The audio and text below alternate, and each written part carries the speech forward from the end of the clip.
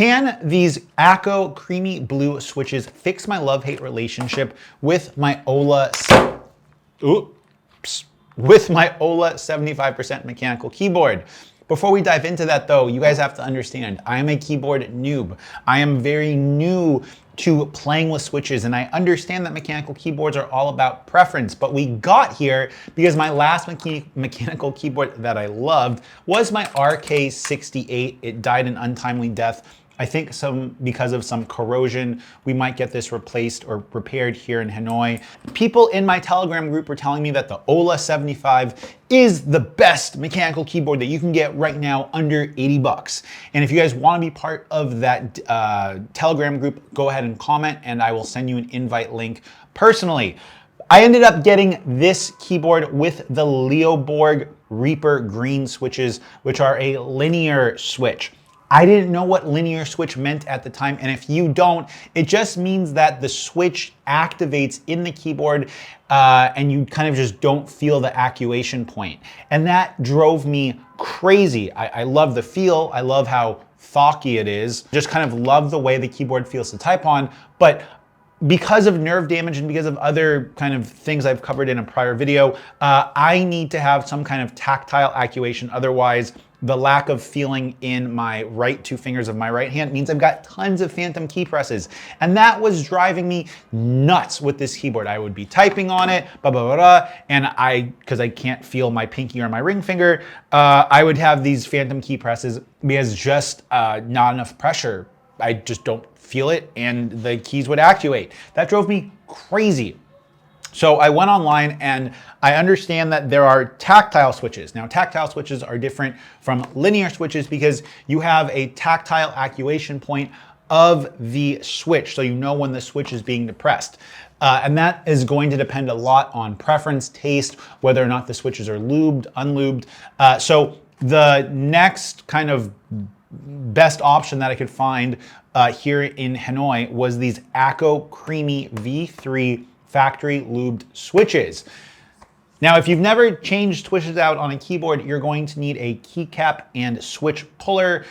Luckily, my Ola 75 came included with one. You remove the keys, and with the power of editing magic, poof, they are back into the keyboard. I'm also gonna be, by the way, reviewing the software of the Ola 75. Some people had questions about whether or not it was spyware, etc. But just go ahead and hit the subscribe button. I will have that video coming. After changing the switches out in my Ola 75 to these creamy blue pro lubed switches, it's much better.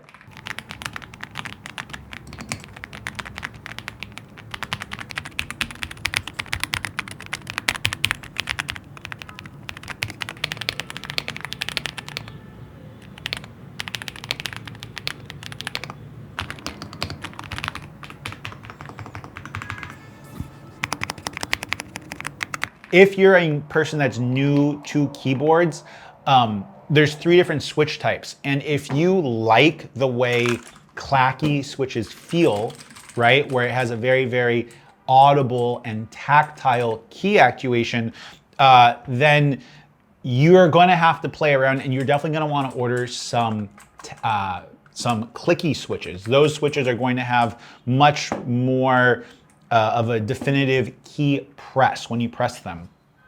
While I do like these ACO Creamy Blues and I find that the overall responsiveness feels really nice, they definitely have a bit more thock compared to the Leoborg Reaper Green switches that came in this keyboard from the factory. I would still like something a little bit clickier, maybe with a little bit more resistance, and I'll probably end up selling one of these sets of switches here in the near future just to buy some new switches.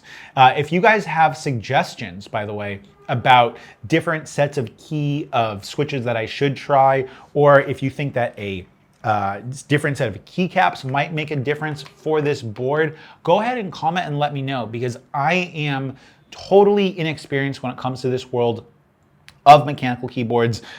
I don't think I would mod a mechanical keyboard, but I definitely do like testing them, and I do find that my typing needs are definitely different from other people. So I feel like there is a place for me to continue making some content that's related to what my preferences are. If you want to go ahead and pick up the Ola 75, I'll have links to where you can do so.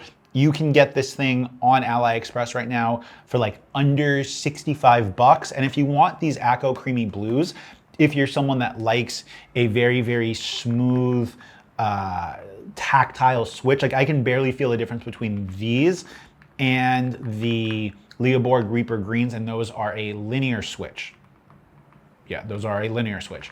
Then I think these would be a great option. ACO is a bigger key maker in like the world of things, and they have pretty good quality products from everything that I have researched about them, and I really like them. I haven't lubed these switches. I haven't done anything other than just change them out.